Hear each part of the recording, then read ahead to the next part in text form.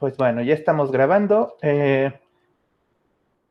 Antes de, bueno, antes de empezar lo de hoy, les estoy mostrando este es el PDF que edité de la clase pasada, ¿no? Porque si recuerdan, les dije, bueno, aquí faltan algunas cosas, se las pongo en los apuntes, ¿no? Entonces, bueno, nada más para aclarar, este es el teorema que les puse, ¿no? De dos polacos son Borel isomorfos y solo sí son...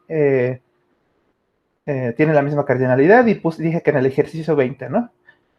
Y luego me preguntaron al final que qué era isomorfismo de espacios medibles, ¿no? Y pues justo les dije esto, ¿no? Es una función, o sea, tienes dos espacios medibles, ¿no? Entonces es un conjunto con conjuntos con sus sigmas álgebras, tienen que ser biyectivas y tanto la función como la inversa son medibles, ¿no? Y esto era porque teníamos la definición de espacio medible, ¿no? Un espacio de estándar de Borel, ¿no? Que es isomorfo un conjunto de Borel de un espacio polaco con su sigma álgebra de Borel, ¿no? Y les dije algo, pero no se los dije bien porque ni lo tenía bien escrito, entonces, bueno, se los digo en este momento, ¿no? El teorema que acabo de decir, en realidad hay un teorema, una versión más fuerte de ese teorema que es el que se las dejo de tarea, ¿no? Que es este, ¿no? Que si tienes dos conjuntos, dos espacios estándar de Borel, entonces son isomorfos y solo si tienen la misma cardinalidad. Esto es mucho más fuerte, ¿no? No es nada más para polacos, es para espacios estándar de Borel. Aunque si se fijan, es que justamente esto no hice hincapié en esto, pues porque todavía no tenía la definición de isomorfismo de Borel. Bueno, isomorfismo de espacios medibles, perdón.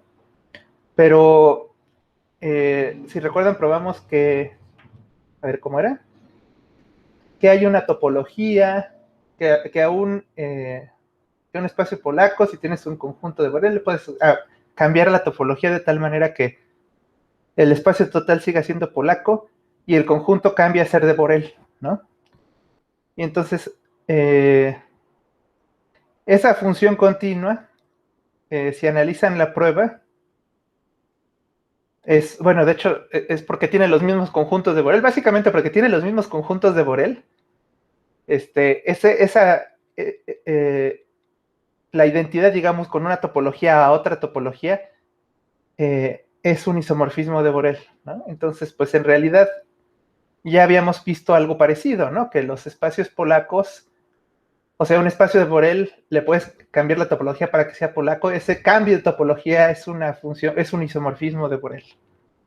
Bueno, ya no voy a decir más de eso, ¿no? Entonces ahí les platico, bueno, les encargo que revisen el problema 20, ¿no? Así como de ejercicio 20, ¿no? Y en ese ejercicio van a ver bueno, viene ahí una sugerencia de cómo probar eso. Bueno, entonces ahora vamos a cambiarnos a... ya cierro esto y nos cambiamos a lo de hoy, ¿no? Bueno.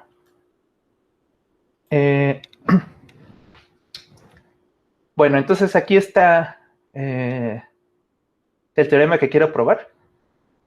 Y quiero hablar un poquito de esto porque tal vez me faltó decir un poco, ¿no?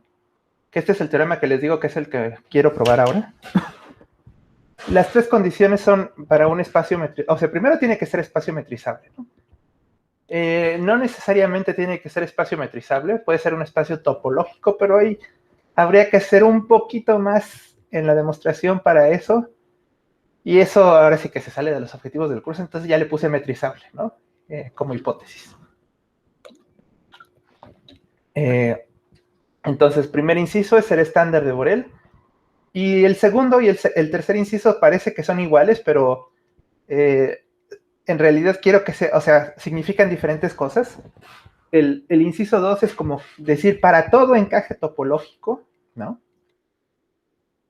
¿Sí? Eso es en el sentido de para todo. Cada vez que tengas un encaje topológico en un polaco, entonces la imagen es un conjunto de Borel. Y en el tercero lo que quiere decir es que existe un encaje topológico a un... ¿no? Es la diferencia, ¿no? Tal vez no lo escribí tan bien como debía de escribirla, ¿no? Pero es lo que quiero decir, que existe un encaje de X a un espacio polaco que en la imagen es de Borel, ¿no? Entonces, por eso son distintos el 2 y el 3. Nomás quería hacer hincapié en eso. Porque pues es distinto que siempre lo puedes encajar a que en alguno lo puedes encajar, ¿no? Bueno, de manera, o sea, la manera por la lógica, son distintos enunciados. Pero, bueno, formalmente son distintos enunciados entonces, pero vamos a ver que son equivalentes, ¿no? Y bueno, el corolario de esto ya les platiqué ayer, que es que ser subconjunto de Borel es una propiedad topológica. Y entonces, les digo, este es el teorema que más me interesa a mí, pero de hecho no viene probado en los libros. Entonces, cuando estaba preparando esto sufrí un poquito, porque pues en realidad yo tampoco lo sabía probar. Nada más venían sugerencias en el libro de Srivastava, venía como con sugerencias de cómo hacerlo, y entonces pues tuve que pensarle cómo se hacía, ¿no? Entonces esta es la prueba que se me ocurrió. Y entonces primero viene un lema y luego, digamos, una proposición. Y ya que tengamos esas dos cosas, podemos probar el teorema, ¿no? Entonces vamos a este. Este lema te dice lo siguiente, ¿no? Fíjense. Lo que tienen que pensar aquí es que para este lema es que tienen una función de Borel, ¿no? Que es f, y es espacio métrico separable, y A es un subconjunto de un espacio polaco, ¿no? Entonces A no tiene por qué ser de Borel ni nada, ¿no? O sea, nada más A es un subconjunto cualquiera, ¿sí?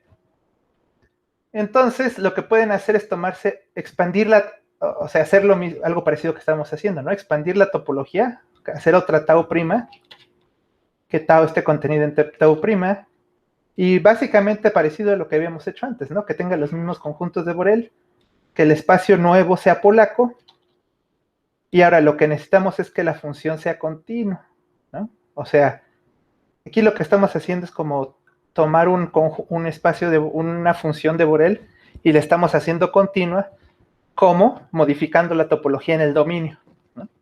Aunque aquí fíjense que no estoy modificando solo la topología en A, ¿no? Porque pues digamos, para decir que este es de Borel, podría decir nada más, ay, pues modifica la topología de A, ¿no? Pero estoy haciendo algo un poquito más fuerte, estoy modificando la topología de X también, ¿no? Pues bueno, cuando veamos el siguiente van a ver por qué necesito hacer eso, ¿sí? Entonces, lo primero que nos tenemos que dar cuenta es que para probar que una función es continua, lo único que tienes que hacer es que la preimagen de abiertos básicos es básico. Perdón, la preimagen de abiertos básicos es abierta. Entonces vamos a tomarnos una base numerable, ¿no? UN, N en omega, base de Y, ¿sí? Ahora, ok. Oh, no me salen las Y's. Base de Y, ¿no? Y entonces como que lo único que tienes que hacer es tomarte las preimágenes de UN y como que hacerlas abiertas en X, ¿no? En realidad, ¿no? Y entonces voy a hacer lo siguiente. Fíjense, para cada n, n en omega, si ustedes se fijan en la preimagen de UN, esta es de Borel en A, ¿no? Y esto qué significa, bueno, así que, ¿qué pasa? ¿No? Y aquí tal vez decir tarea moral. Creo que ya lo había mencionado, pero bueno, fíjense, lo que pasa aquí es que existe una Bn que es un conjunto de Borel en X con la topología usual, tal que esta preimagen que acabo de calcular es igual a Bn intersección A, ¿verdad? Ahora, ustedes ya saben que con la topología relativa esto sí es cierto, ¿no? Es decir, un abierto en un subespacio es un abierto en el total intersección el subespacio, ¿no? Bueno, entonces se puede probar que eso también es válido para los conjuntos de Borel, ¿no? Cualquier conjunto de Borel de un subespacio es un conjunto de Borel en el grande intersección del subespacio, ¿no? Ahora, y les repito que A no tiene por qué ser de Borel, ¿no? A es cualquier conjunto, ¿sí?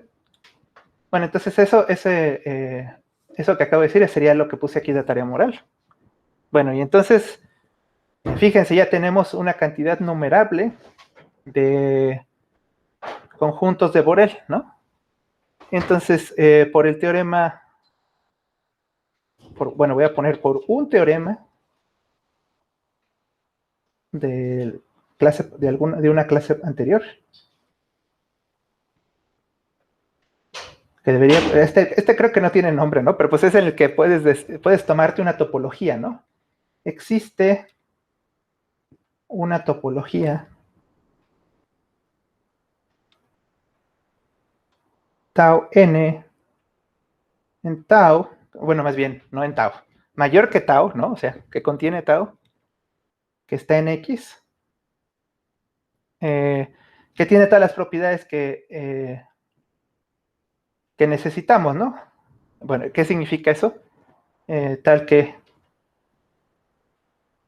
X con esa topología tau, ay, X con esa topología tau, N es polaco, luego, ¿qué más? Las Borel de X con la tau N son los mismos que los Borel de X con tau, ¿no? Y finalmente lo que tendríamos es que el Bn es abierto, cerrado, y voy a decir en tau n, ¿no? Eso pues ya lo sabemos hacer, ¿no? Y entonces lo que decimos simplemente es por el lema 2. El lema 2 es el lema 2 el resultado anterior que le puse como nombre lema 2, ¿no? ¿Qué significa? ¿Cuál es este lema 2? Es el que dice que si tienes una colección numerable de topologías, puedes tomarte una topología más grande, ¿no? Existe una topología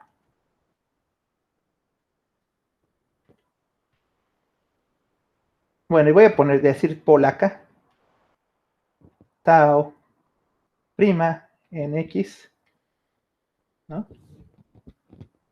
Que extiende a todas estas topologías, ¿no? Tau es superconjunto de la unión de todas las topologías y que tiene los mismos conjuntos de Borel, ¿no? Sí.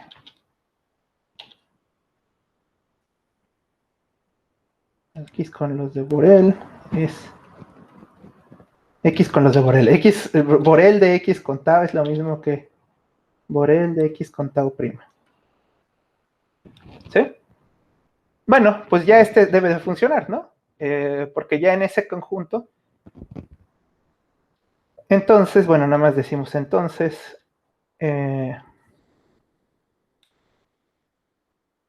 ¿Cuál sería? F, bueno, ya simplemente voy a decir que F es continua con la topología tau prima. Sí, porque pues otra vez todos los conjuntos, y ya acabamos, ¿no? Todos los conjuntos Bn quedarían abiertos y entonces por esta igualdad que está aquí, ¿no? Pues las preimágenes serían abiertos de A, ¿no? Y otra vez les repito que, insisto que A no es nada especial, puede ser cualquier conjunto, ¿no? Podría ser el conjunto de Bernstein o lo que sea, ¿no? Ahora, este lema, bueno, simplemente lo que dice es, podemos transformar cualquier función de Borel en una función continua si cambiamos la topología en el dominio, ¿no? Si expandimos la topología del dominio, ¿no? Y entonces aquí es donde viene el siguiente, ¿qué podemos hacer con eso? Ay, bueno, dije teorema, pero pues le voy a poner proposición. aunque siento que este es como muy fuerte, como podría llamarse teorema, porque siento que es importante. Pero bueno, tal vez eso es nada más porque ahorita van a ver cuál es esta proposición. Déjenlo escribo, ¿no? Entonces sean X y Y, espacios polacos,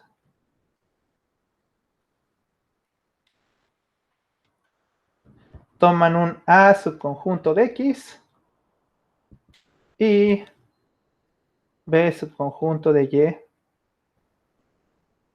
Ah, bueno, no, Y. B subconjunto de Y.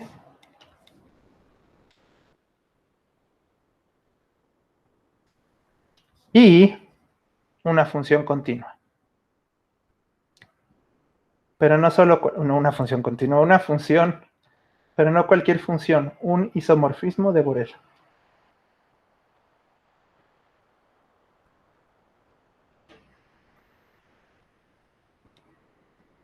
¿Sí? Y entonces lo que va a pasar es que existen, y le voy a poner X prima, un conjunto de Borel en X, Y prima, un conjunto de Borel en Y, pero le tengo que poner prima, Y prima conjunto con A subconjunto de X prima, B subconjunto Y prima, y existe algo más, un isomorfismo de Borel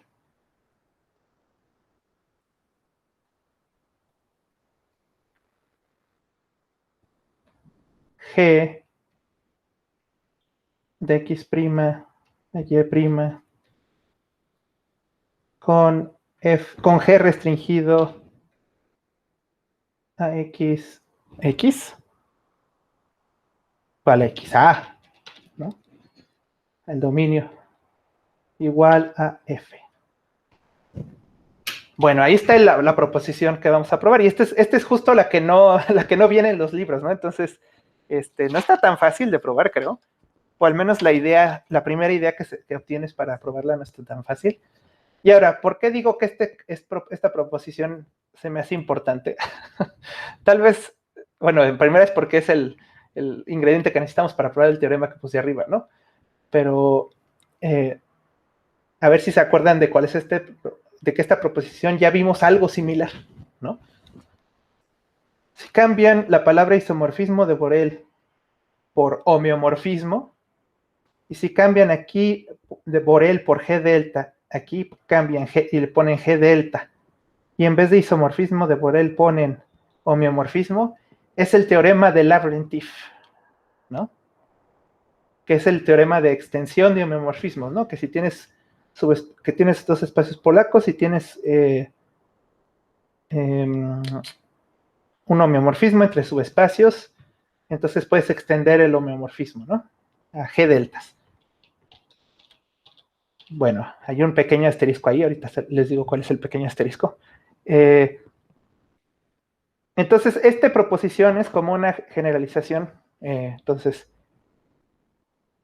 esta proposición es una generalización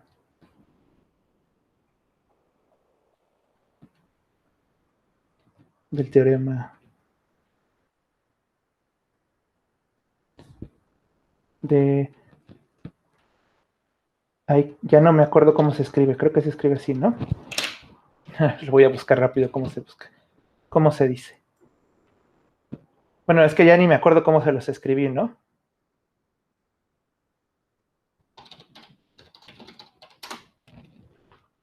Y luego, como son rusos estos, creo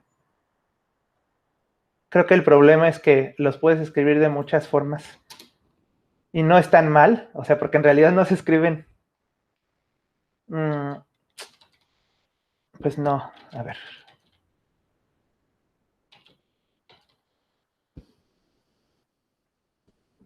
Bueno, voy a escribirlo así como dice. Ya no me acuerdo si lo escribí con F o con B o con doble F o cómo lo escribí, pero bueno.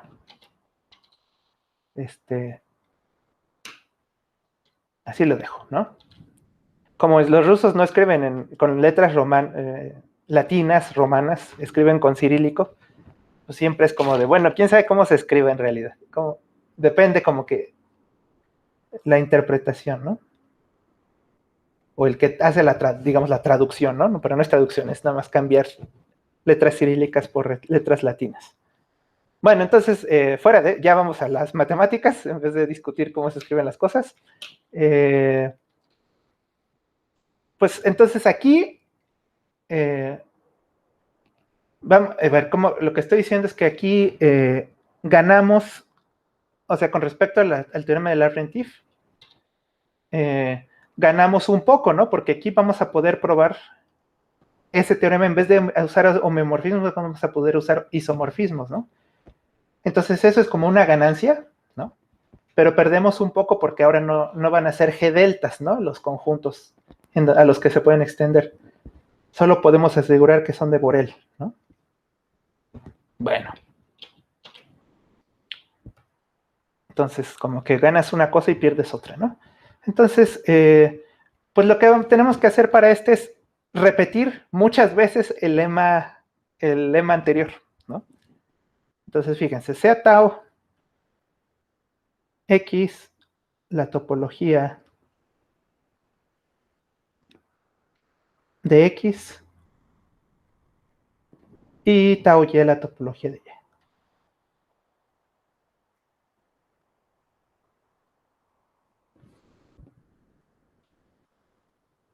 Ajá. Bueno, ahora, ¿qué necesitamos para que esa función, o qué necesitamos hacer? Pues como que necesitamos de reducir esto al caso del teorema de Lorentz, ¿no? O sea, como que de alguna manera necesitamos hacer continua f, o sea, tal vez expandiendo las topologías, necesitamos hacer continua f, y en esas nuevas topologías hay g deltas, ¿no? O sea, ya podríamos usar el teorema de Lorentz, ¿no? Pero el problema es que no es tan fácil expandir las topologías porque, bueno, ya vieron cómo hacerlo en el lema anterior. Lo que haces es tomarte los abiertos, digamos, del contradominio, los regresas y cambias la topología, ¿no? Y eso hace la función continua. Pero ahora, lo que tienes que hacer, aparte de eso, es que la función inversa sea continua. Entonces, lo que tienes que hacer es tomarte abiertos del dominio, pasarlos al contradominio y cambiar la topología, ¿no? Pero fíjense, si haces eso, ya cambiaste la topología del contradominio, ¿no? Entonces, ahora que hiciste eso, ya no sabes si la función original era continua, ¿no? Entonces, como que el segundo paso, ¿no? O sea, como que el primer paso es como lo natural, ¿no? Cambias la topología del dominio para que sea continua y después cambias la topología del contradominio para que sea abierta la función o para que la inversa sea continua. Pero ya en ese momento pierdes esto de haber... o sea, pierdes la continuidad, ¿no? Porque ya cambiaste la topología del contradominio. Y entonces, pues justamente dije, ay, ¿cómo se puede hacer eso? Y lo que puedes hacer es repetir este proceso una cantidad numerable de veces. Y después de una cantidad numerable de veces, ya va a funcionar. Entonces, fíjense. Lo que voy a decir es que recursivamente construimos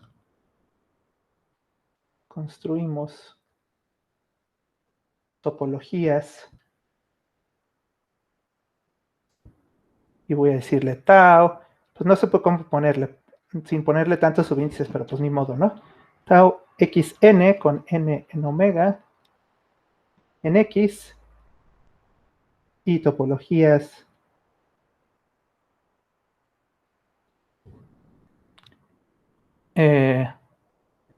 tengo que poner casi lo mismo, tau, pero y n en omega en y de la siguiente manera.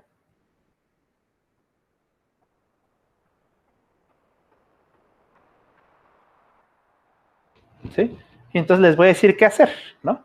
Entonces, como que lo primero que hacen es decir, bueno, pues la primera topología de la tau 0, perdón, 0 va arriba, ¿no? El tau 0x, pues es la topología original de x. Y la tau y0 va a ser la topología original de y, ¿no? Y entonces vamos a empezar a expandir las topologías, ¿no?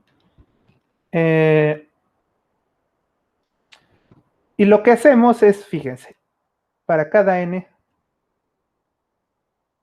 en omega, a ver, déjenme ver cómo lo puse o no lo puse tan bien, creo. Sea tau, bueno, voy a decir sea, bueno, voy a decir suponiendo que ya tenemos, falta una cosa, falta una cosa que voy a decir antes. Es que es importante decir que lo que me falta es lo siguiente, fíjense. Tengo que decir una cosa sobre esas topologías. Entonces son topologías tales que para todo n en omega, si ustedes toman los Borel de x con tau x n, pues esto es lo mismo que los Borel con x y tau. O sea, siempre tiene los mismos Borel. Y, como que lo escribí muy grande, no me va a caber la otra.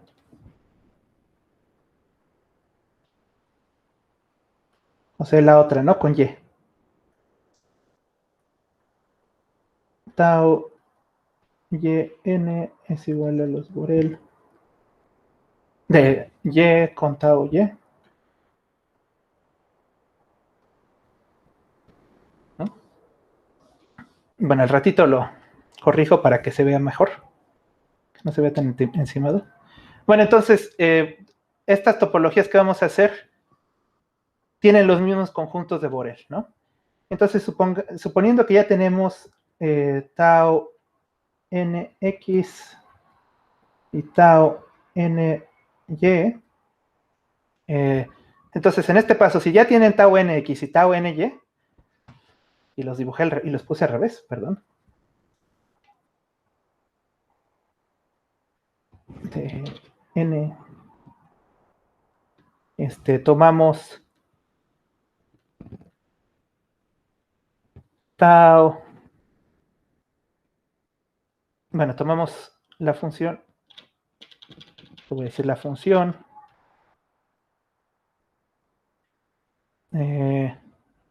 f, o sea, la misma función, que va de a con la topología n restringida a, y va a b con la topología enésima en y restringida a b. Son muchos símbolos, ¿no? Entonces la función es de Borel. Así que aplicando el lema, aplicamos el lema anterior.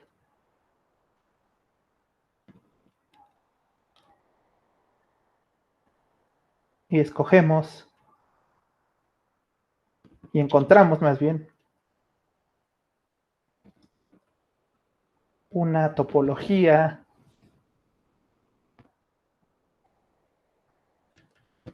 tau x n más 1 en x, tal que, si ahora se fijan en la función, pero ahora le ponen al dominio, le ponen la nueva topología, o sea, le ponen la n más 1, restringida a... está muy complicado esto, ¿no? Pero bueno. Entonces, esa función con esta nueva topología es continua. ¿Sí?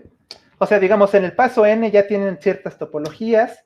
La función sigue siendo de Borel. ¿Por qué sigue siendo de Borel? Porque, por lo que dice arriba, ¿no?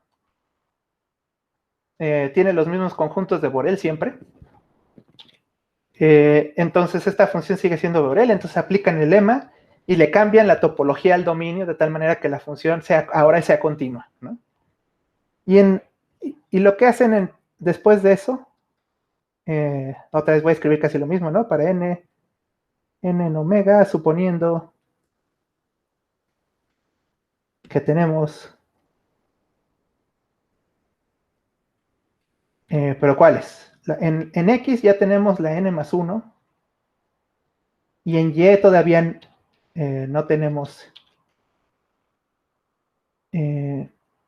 apenas tenemos la n, ¿no? O sea, en este paso, digamos, ya tenemos la n más 1 en X, y en Y todavía tenemos la n. La función, pero va a pasar lo mismo, ¿no? La función f, pero de a, con la topología n más 1 en X restringida a, y la topología n en Y restringida a b, es de Borel.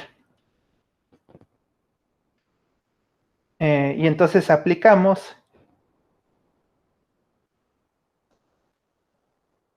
el lema anterior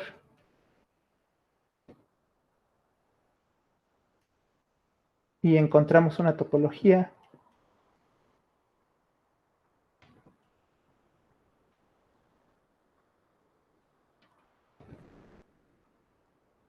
tau, pero ahora va a ser en Y, ¿no? N más 1 en Y, tal que voy a escribir la función inversa, ¿no? De b con n más 1 y restringido a b de a tau, ¿cómo es esto? X n más 1 restringida a es continua. Ahí está. Esa es la construcción. A lo mejor aquí, en esta parte, debo decirlo al revés. O sea, lo que estáis usando en esta parte es que la inversa es de Borel, ¿no? O sea, en el inciso 2, lo que uso es que la imagen, bueno, la función f es de Borel, y en el inciso 3 lo que estoy usando es que la función inversa es de Borel, ¿no? Déjenlo escribo un poco mejor.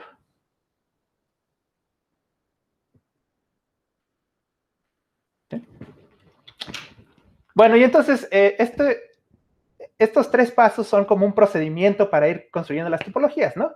El paso 1 es como para construir las primeras dos, ¿no? La tau 0x, tau 0y. Luego, ya que tienen esas dos, aplican el paso 2, ¿no? O sea, este paso 2 para construir digamos, cuando n es igual a 0, y eso construye la topología 1 en X, ¿sí? Después aplican este paso para construir la topología 1 en Y, ¿no? Luego vuelven a aplicar este 2, pero ahora con n igual a 1, y ahí construyen la topología, ¿cuál sería?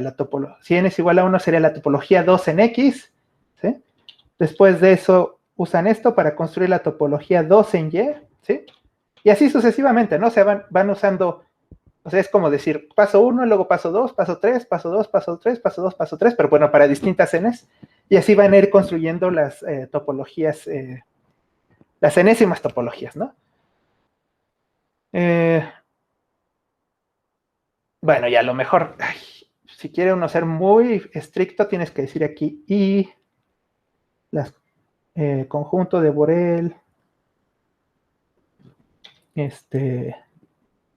o sea, aplicando el lema, ¿no? Los conjuntos, los borelianos de n más 1 con el x son los mismos que los de en x con la topología n, ¿no? Y abajo también tendrías que decir que siguen siendo los mismos los Borel, ¿no? O sea, pero pues estás aplicando el lema anterior, ¿no? Entonces, todas las cosas que pasan en el lema anterior, ahí aquí sería, perdón, y ¿Sí? Entonces está bastante compleja esta prueba, ¿no?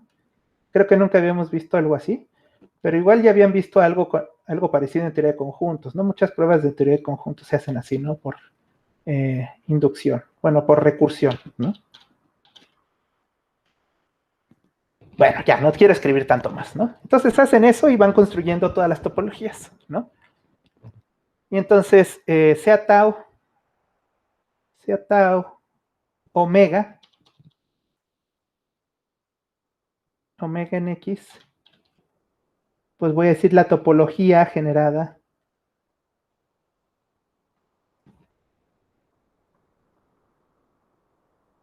por, por la unión de todas las topologías en X, ¿no? Que construimos. Por la unión de todas las topologías en X. Hay que escribir. Es inevitable tener que escribir mucho aquí, ¿no? Y sea tau, omega, y, la topología generada por, ahora, todas las topologías en Y que construimos, ¿no? Ahora, ¿qué significa esto de topología generada? No lo había mencionado, ¿no? Esto de topología generada, en realidad lo que quiero decir es aplicar el lema 2. El lema 2, les digo, el único lema que se llama lema 2 de esta parte, o sea, en el que tienes una sucesión de topologías y tomas una que es mayor que todas las demás.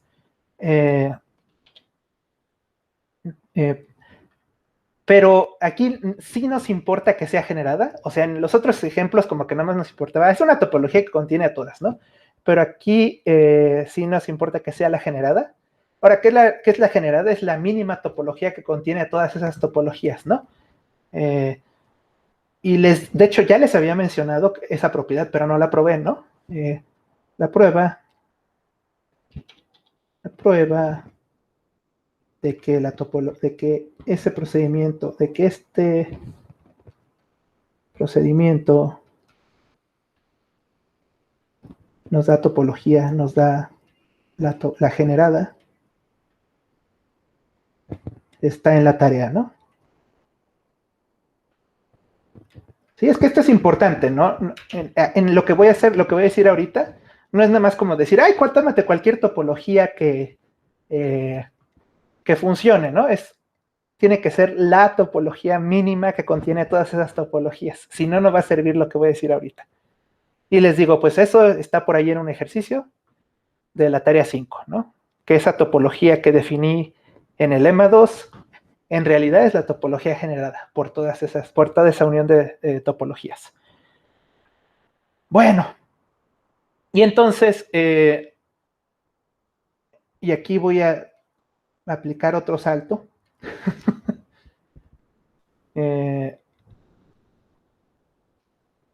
Lo que sucede aquí, que voy a decirlo, pero no lo voy a probar, es que si toman esta función con la topología generada en X y la topología generada pero aquí no es en X, es en Y.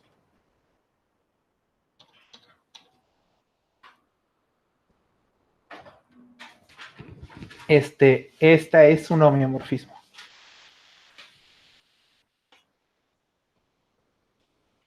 Ahora, ¿por qué es un homeomorfismo? Pues ahora sí que no voy a hacer todos los detalles.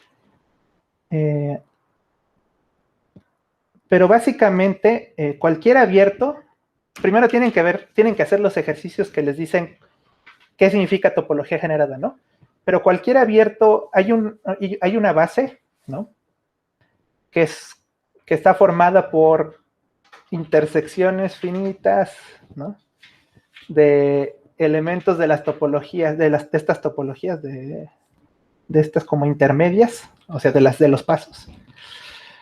Y entonces, esta construcción que hice lo que asegura es que todos esos conjuntos, su preimagen es abierta, ¿no? Entonces ahí hay varias cosas que hacer, ¿no? Pero Pues básicamente aquí la preimagen de cualquier abierto va a ser abierto y la imagen de cualquier abierto va a ser abierto también, ¿no? Entonces ya no voy a decir más. Y a lo mejor decir aquí anoté que escribiera que es el lema de las subbases. Ahí en la tarea dice, está explicado que es una subbase, nada más es como la sugerencia para que lo sepan hacer. Bueno, y entonces ya tenemos que esa función con esa topología, que por cierto es polaca en X y polaca en Y, es un homeomorfismo, ¿no? Notemos que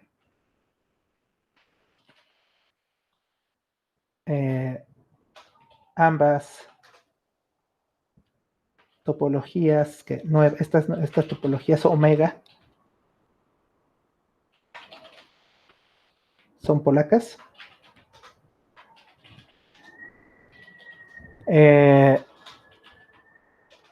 Los de Borel de X con esta topología son los de Borel original.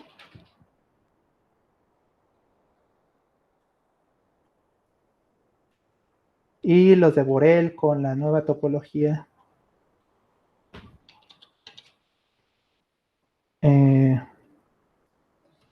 pues son los de Borel original en Y, ¿no?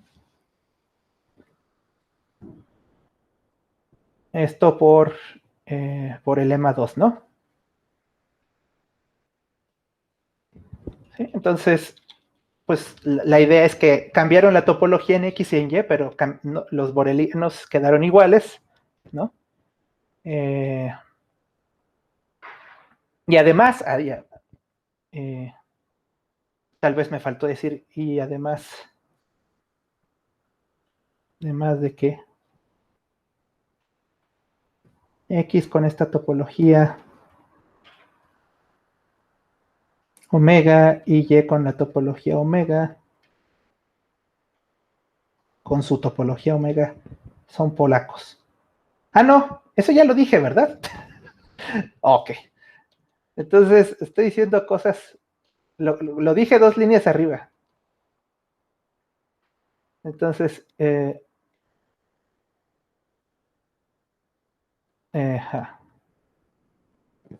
sí, ya no sé, que no se ve bien aquí. Ahí está, ¿no? Por el lema 2. Y entonces,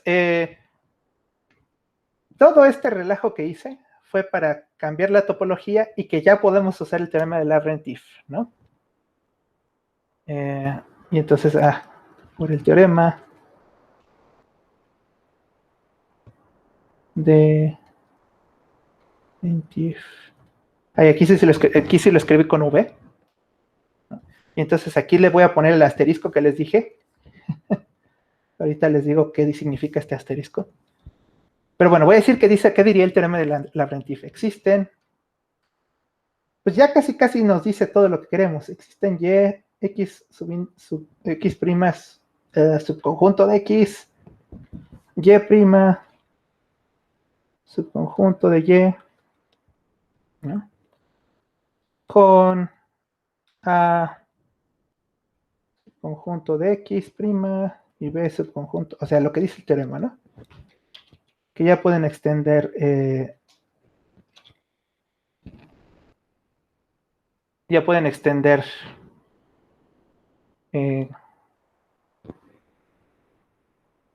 a G deltas, ¿no? Con X prima, G delta, pero G delta ¿dónde?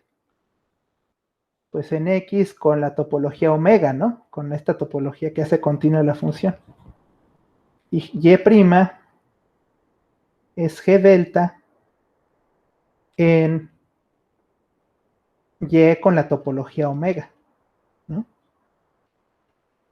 O sea, no son G deltas en la original, son G deltas en la nueva topología. Y bueno, y todavía no termino, ¿verdad? Y existe, ¿qué más dice el teorema de Laurent-If? Que existe una extensión, ¿no? Una función, un homeomorfismo. Entonces voy a poner X prima. Pues ya voy a ponerlo, ¿no? X prima con la topología omega en X restringida X', a Y', la topología omega en Y restringida Y', homeomorfismo, ¿verdad?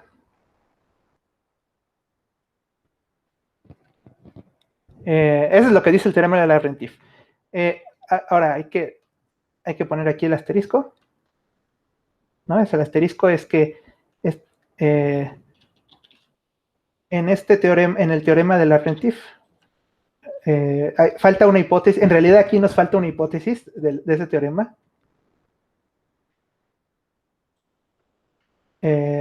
Necesitamos que A y B sean densos, ¿no? A sea denso en X y B sea denso en Y. ¿Sí? Entonces ahí falta, o sea, formalmente falta esa hipótesis. Pero, pues esto se resuelve trabajando en la cerradura, ¿no? Esto se resuelve trabajando en la cerradura.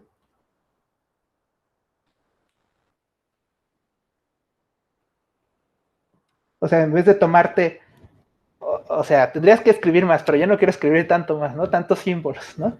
Pero tendrías que tomarte la cerradura de A con la topología omega, la cerradura de B en la topología omega, y en esas cerraduras restringir las topologías omegas y ahí aplicar el teorema de la Frentif, ¿no? Pero pues, como las cerraduras son Borel, bueno, como los cerrados son Borel, pues ya, como que todo eso ya nada más es hacer más complicado lo que estoy diciendo, entonces me lo salto, ¿no? O sea, yo simplemente estoy diciendo, pues ya, esa sería la conclusión, ¿no? Ya estoy escribiendo muy feo, creo que porque tengo que escribir mucho. Bueno, entonces ya que tienen esa teorema de la Frentif, pues lo que tienen que notar es que, o sea, ya definimos el X' y Y', son G deltas en las topologías omega, ¿no? Y ahora nosotros acabamos de decir arriba que las topologías omega y la topología original tienen los mismos Borel, ¿no?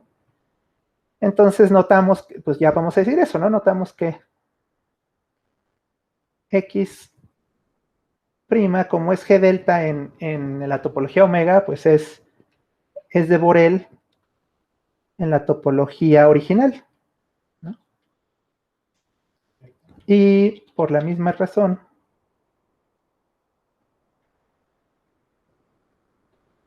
Y es de Borel en la topología original, ¿no? Que es lo que queríamos, ¿no? Si recuerdan, eso era lo que necesitábamos en el enunciado, ¿no?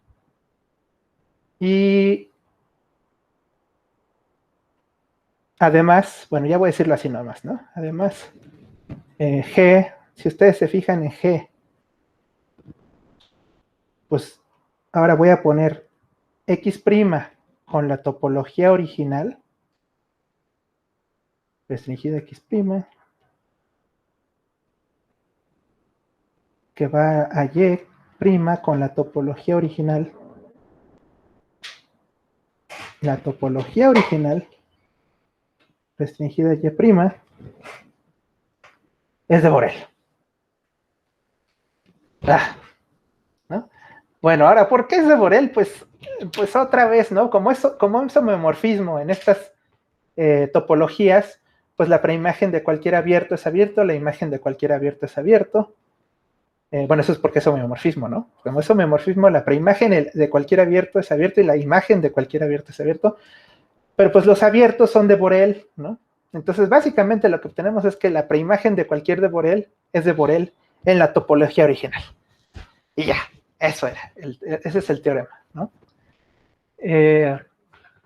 Pues estuvo bastante complicada la prueba, igual por eso no lo escriben en el libro y lo dejan de tarea para torturar a los lectores, ¿no?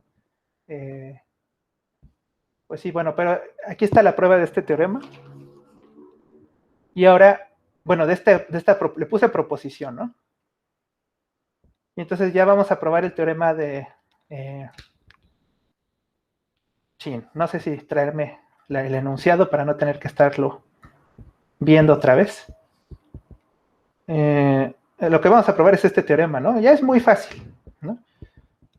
Bueno, les recuerdo que dice que si tienen un espacio metrizable, entonces las tres condiciones son equivalentes. La primera es que X es estándar de Borel. Recuerden que estándar de Borel significa que ¿qué? Que es isomorfo a un espacio de Borel en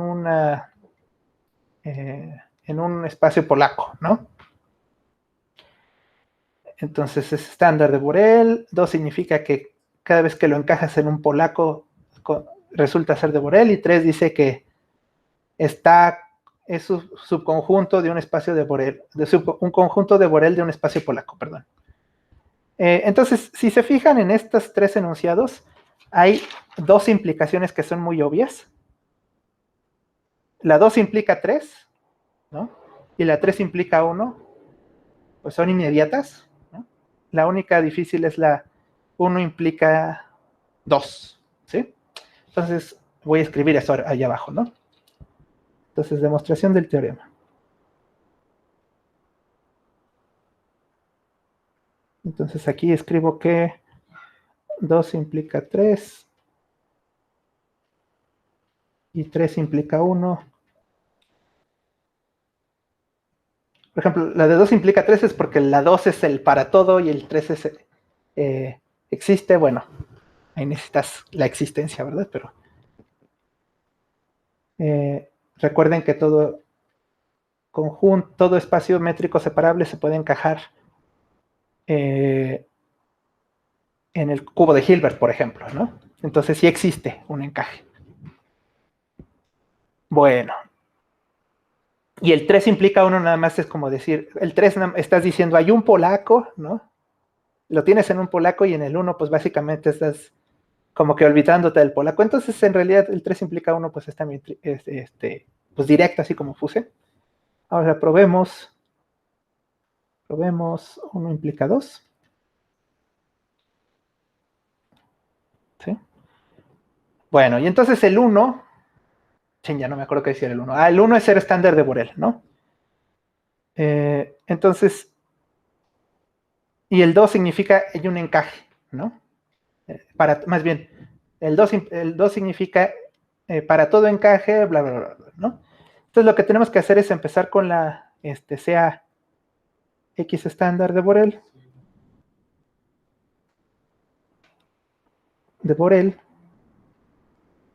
Y sea un encaje.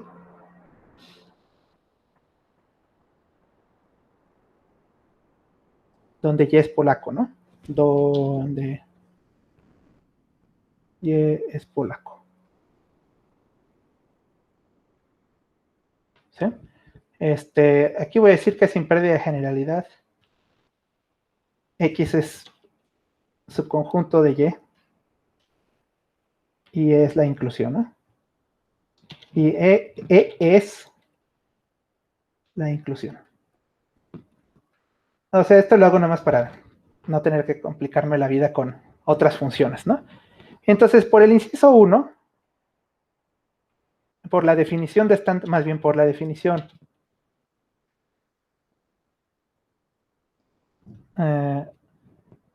de estándar de Borel, o sea, ¿qué significa que sea estándar de Borel? Pues existe otro espacio Z polaco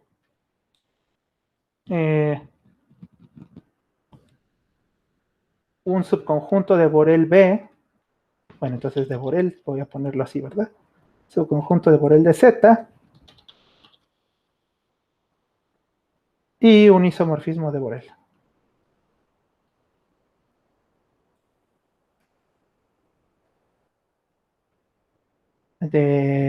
¿Cómo es? De X a F. ¿Sí? Entonces, fíjense, como que tenemos en realidad a X como que está en dos espacios de Borel, ¿no? contenido, bueno, encajado, ¿no? Sabemos que está en Y, ¿no? Que es polaco, y sabemos que también está en Z, hay una copia, o sea, está en Z como disfrazado como un conjunto que se llama B.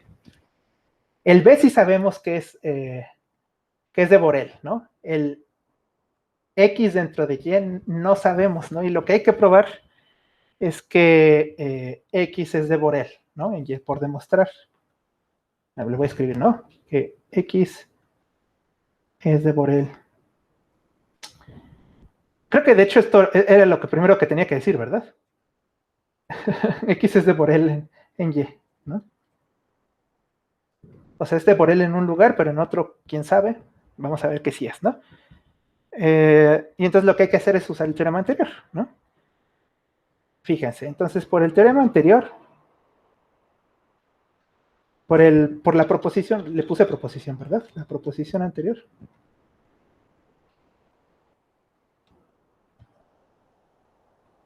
En realidad, o sea, ¿por qué puedo aplicar la proposición anterior? Pues porque F es un isomorfismo de Borel, ¿no?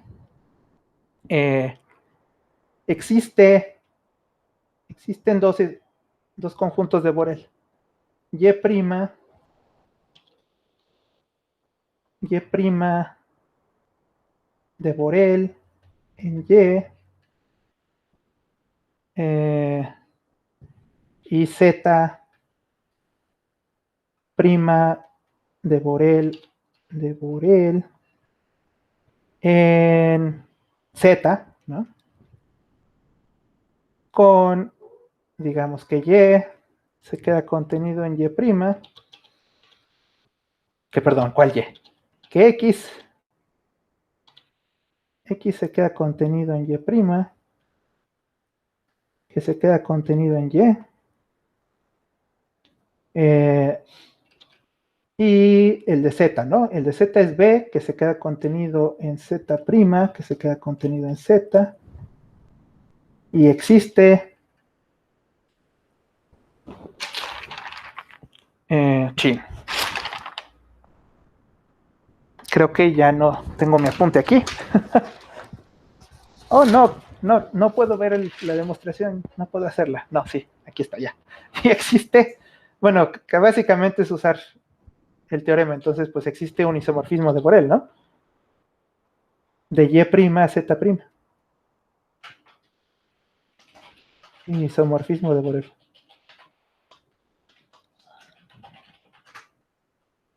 Aquí ya no estoy diciendo que cambio las topologías ni nada, ¿no? Eso ya está oculto. Simplemente estoy diciendo, pues por el teorema anterior, pues puedes expandir uno y puedes expandir el otro a conjuntos de Borel y puedes expandir el isomorfismo de Borel con G restringido a X igual a F. Ya casi acabó, ¿eh? eh ah, y entonces aquí lo que hay que decir es que lo que hay que decir es que como B y Z' son de Borel en Z, entonces, a ver, B es de Borel en Z', ¿no? A ver, aquí lo que tienen que fijarse es en estos tres, ¿no? Entonces, lo que dice es Z' es de Borel en Z y B es Borel en Z', pues también B es Borel en Z', ¿no?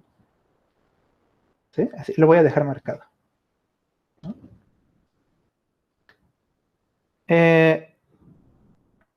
Esto implica, fíjense, esto implica que ahora se tienen que fijar en el otro lado, ¿no? ¿Cuáles son los B y Z' del otro lado? Son el X y Y, ¿no? Esto implica que X, no es cierto, es que son B y Z', son estos dos, y entonces del otro lado tienen el X y el Y'. Entonces esto implica que X es de Borel en Y', ¿Eso por qué? Pues por el isomorfismo, ¿no? Un Borel, o sea, justamente el isomorfismo les cambia de un lado al otro. Es el que nos dice, pues si un conjunto es de Borel en un lado y entonces la preimagen es de Borel en el otro, ¿no? Y pues como Y' es de Borel en Y, obtenemos, ¿sí? O sea, Y' es de Borel en Y, eso sí fue parte de la hipótesis, ¿no? Bueno, no de la hipótesis, ¿no? Es esto que está aquí. Pues ya, ¿no? Un Borel dentro de un Borel, o sea, tienes un Borel dentro de un Borel es Borel, ¿no? Entonces, X, la conclusión es que X es Borel en Y', y eso es lo que queríamos, ¿no? Y ahí acabamos. Y justo bueno, no a tiempo porque ya me pasé, pero justo en el espacio, ¿no? Sí, entonces ese X, que no sabíamos si era, no es cierto, no en Y', ¿verdad? En Y que es el grande. Ahí está. X es de Borel en Y, ¿sí? Entonces, el punto aquí es que X lo podían ver como subespacio subconjunto en dos lugares. En un lugar era Borel y en el otro, quién sabe, y pues lo que probamos es que sí es de Borel también en el otro, ¿no? Pues ya ahora sí ya dejo de hablar. Dejo de grabar. ¿Alguna pregunta antes de que deje de grabar? Ok, dejo de grabar.